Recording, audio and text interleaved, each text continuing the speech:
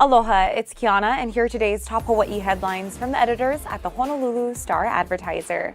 Also, mahalo to Longs Drugs Hawaii for sponsoring the show. Head on over to your neighborhood Longs Drugs for all your shopping needs. President Joe Biden was in Florida today to survey damage caused by Hurricane Ian. Biden toured areas of the state by helicopter and visited with residents alongside Governor Ron DeSantis. The political opponents promised to put that rivalry aside and gather federal, state, and local help to rebuild homes and businesses. Senators Marco Rubio and Rick Scott and state and local officials also joined the president on Wednesday. At least 84 people have been confirmed dead in the aftermath of Ian, including 75 in Florida. The storm's 150-mile-per-hour winds and powerful storm surge took out power for 2.6 million people in the state.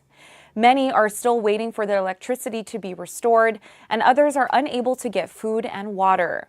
At a briefing with local officials, Biden said that the rebuilding effort will take months or years. The state has cited a North Shore resident for dumping a large amount of concrete onto the beach in front of his property in an apparent attempt to fight erosion.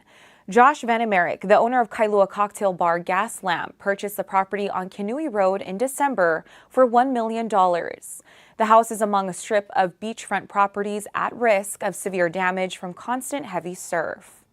Last week, a North Shore resident posted photos and video to social media showing that the white sand in front of Van Emerick's home had turned rock hard. A site inspection by the Department of Land and Natural Resources revealed concrete, rebar, and other materials in front of the house and a neighboring property that Van Emerick purchased 2 months ago. Van Emerick is now facing fines of up to $15,000 a day per violation if the material is not removed. More today on the family who was kidnapped at gunpoint in California earlier this week. On Monday, 8-month-old Aruhi Derry, her parents, and uncle were taken from their trucking business in Merced. Authorities now have a suspect in custody, but the family is still missing. Relatives reported 48-year-old Jesus Salgado to authorities, saying he had admitted to being involved with the kidnapping. Salgado attempted to take his own life before police arrived at his home and is currently under medical sedation at a hospital. Detectives have not been able to speak with Salgado, who was previously connected and convicted of armed robbery and false imprisonment. Video surveillance footage released today showed Aruhi's father and uncle being led to a truck with their hands zip-tied behind their backs. The suspect then returns to the family's business office and leads Aruhi's mother to the vehicle with her baby in her arms. The truck was later found on fire. The kidnapper made no ransom demands, and detectives have not yet established a motive.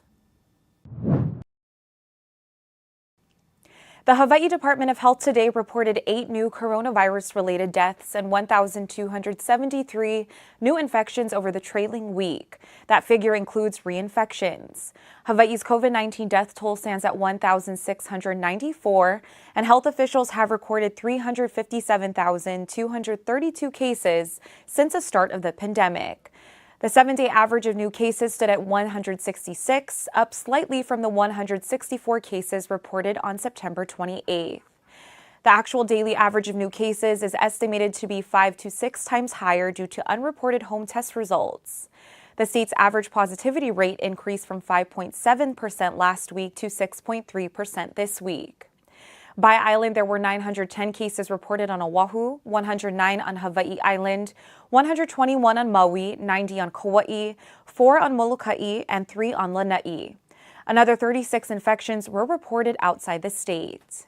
Meanwhile, the State Health Department's first wastewater surveillance report shows COVID-19 cases have been on the decline since early June. The report was published last week and is part of a national program that compares the concentration levels of coronavirus in wastewater with clinical COVID cases. The fan who caught Aaron Judge's 62nd home run is being offered $2 million for the ball. JP Cohen is president of Memory Lane, Inc., a sports memorabilia auction house in Tustin, California. Cohen said he texted and emailed Corey Humans about purchasing the piece of sports history, but hasn't received reply. Humans snagged Judge's milestone shot out of the air Tuesday night at Globe Life Field in Arlington, Texas. The homer pushed Judge past Roger Maris for the American League season record. The mark is considered as baseball's so-called clean standard because the only National League players who hit more have ties to steroids. Humans was surrounded by security personnel as he took the ball to be authenticated Tuesday night. When asked what he planned to do with it, Humans said he hadn't thought about it. For more on these stories and all the latest headlines, subscribe to the Honolulu Star-Advertiser. Visit Hawaii's top source for breaking news online at staradvertiser.com and download the Star-Advertiser mobile app. Mahalo, have a great day, and we'll see you back here tomorrow.